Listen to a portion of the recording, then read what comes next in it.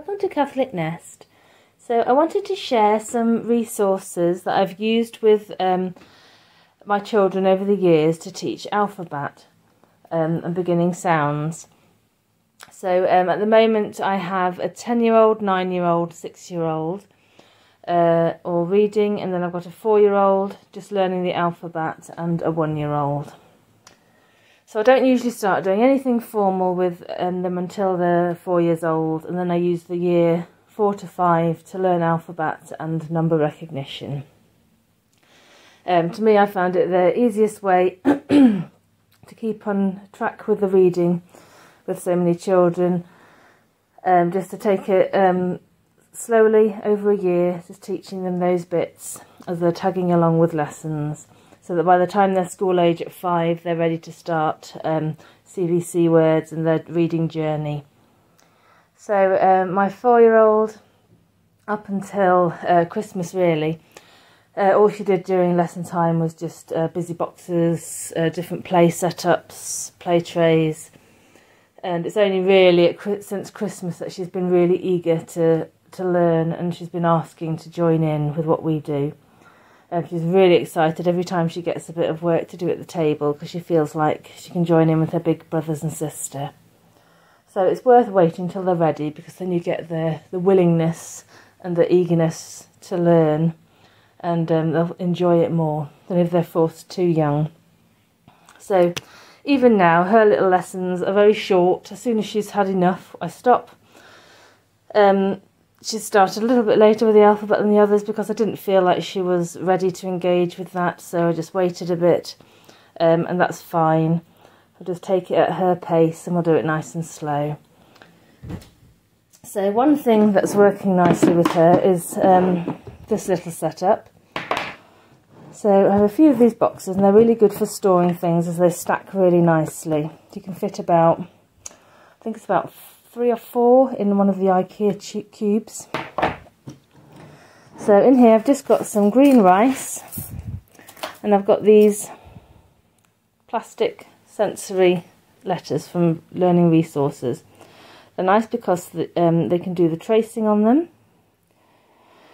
But what I like about them and why I got them was that they're plastic. So you can use them in tough spots and play trays. You could hide them in shaving foam. They could dig them out. You could put them in all kinds of scenarios, in water, anything. So if you have a really sensory child that's going to find it more engaging to do exciting things with a sensory alphabet, then these are great. They also do numbers. I'll put the link in the description box. So how she uses this, she uses it with this Jolly Phonics. So this is just a wall freeze. I cut up and stuck on A4 paper and laminated.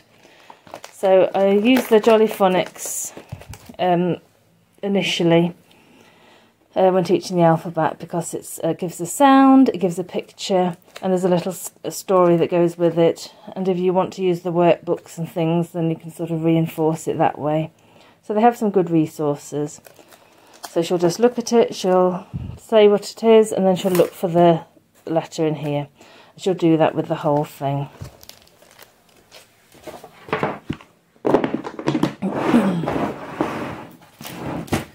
So she does have a workbox like her older siblings. She doesn't do a great deal from it. To be honest, it's usually her asking to do more and me suggesting that she stops. So she's not done any alphabet or number recognition prior to joining us since Christmas. She just wasn't ready. So I've just stuck a load of stuff in here. Some of it we've used, some of it we haven't. So these are just Play-Doh mats. All these printables are from Twinkl. I've made lots of laminate games. Again, Twinkl. Posting game. Easter eggs with numbers on to hide around the house. Then if she gets the number right, she gets to keep it. A nice active activity. So she's really enjoying these.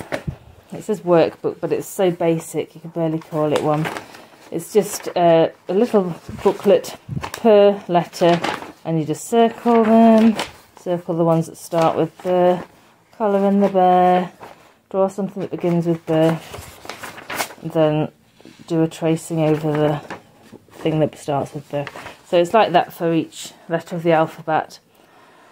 Really basic, but it gives her a little bit of practice for pen control, as she seems like she needs a lot of practice with her motor muscles in her hand, and it's looking like she might be left-handed, which is perhaps slowing her progress down a little bit, as we weren't sure at first.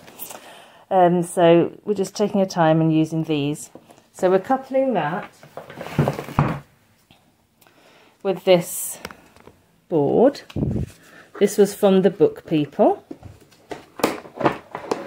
So we just have this standing in the windowsill in our dining room, and she's just learning 6 letters at a time. So over however long she does the workbooks, over a couple of weeks for those letters. And after she's finished those, we just do loads of games and activities to reinforce learning these. When she's done those, we'll learn another 6, and we'll just carry on as she goes.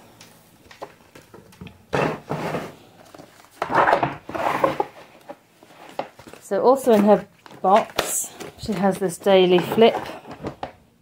So they all have an age-appropriate version of a daily flip in their box. So hers has days of the week, months of the year, alphabet to sing the alphabet song to, seasons of the year, shapes, colours that she knows, numbers and counting, and a couple we haven't used yet. Then this I Spy to practice finding some of the letters that she knows. So she likes doing that. She likes this because it's dinosaurs. It's just a number on each dinosaur to help with number recognition. She then has a tracing book, which she doesn't use that often, and just some stickers. If she's done what I've suggested and she still wants to stay at the table with the others, then she just sticks some stickers to A4 paper just to keep her busy. So it's all very light. She doesn't do all that in a sitting. She'll just do the main couple of activities, and the others are if she wants to keep going. It's very much following her lead. So Twinkl is definitely a great resource and worth the investment. You get either a £40 discount for home education. They usually advertise it towards the beginning of the year, the opportunity to have that for a year, or you can pay £7 a month. So I printed these off from there as well. These were just some footprints with numbers on. I thought we could lay them out around the house, and if she gets the number right, she gets to hop onto it like a stepping stone till she reaches the destination.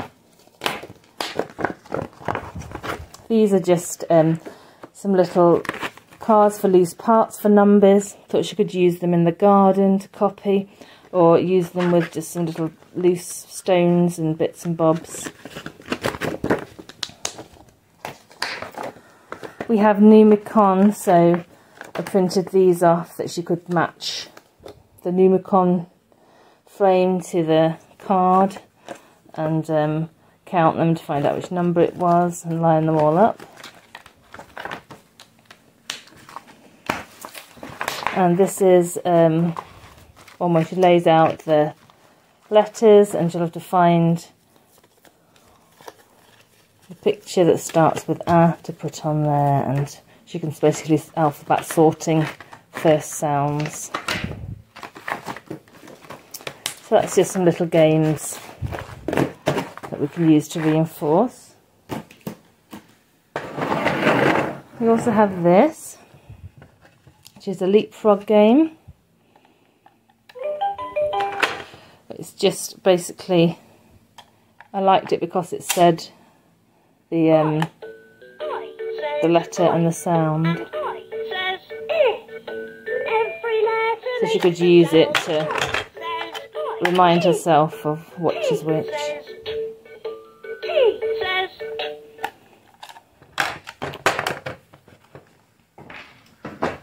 Another thing I always use a lot with the children when they're learning alphabet is sandpaper letters.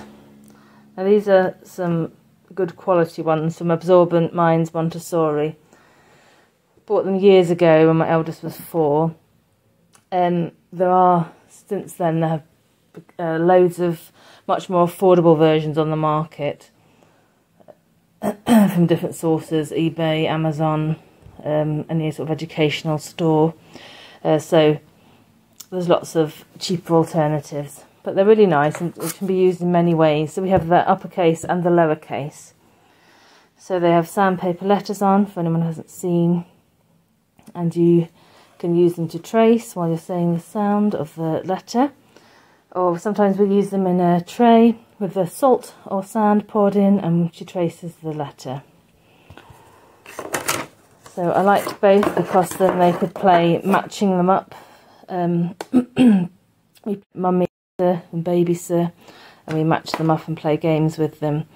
I've also had them in the past line them all up around the lounge and match the capital to the lowercase. So there's lots of different ways you can use them. So we tend to, at the moment, to get her to fish out from both boxes the letters that are on her board, and then we play a little game with them to try and remind her of the sounds. This is something else I've had for a long time, which is a Montessori green board. Again from Abdorbant Minds Montessori. We also have the Moveable Alphabet. Again, there's so many more thrifty versions of this available now than there were at the time that I brought it.